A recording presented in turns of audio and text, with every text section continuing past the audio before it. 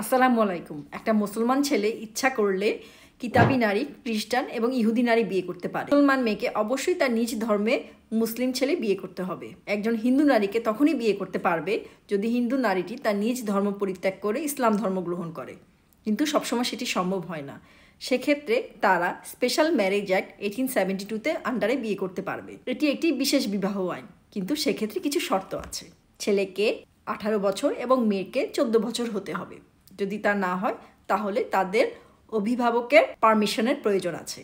তাদের মধ্যে কোনো রক্তের সম্পর্ক থাকা চলবে না। অবশ্যই অবিবাহিত হতে হবে, তাদের কোনো জীবিত স্বামী বা স্ত্রী থাকা চলবে না।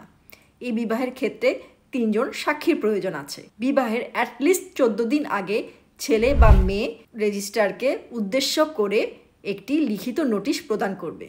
হলফনামায় ঘোষণা করবে যে বিয়ের ক্ষেত্রে তারা কোনো ধর্মে বিশ্বাসী না, তাই তারা স্পেশাল ম্যারেজ অ্যাক্টে বিবাহ করছে।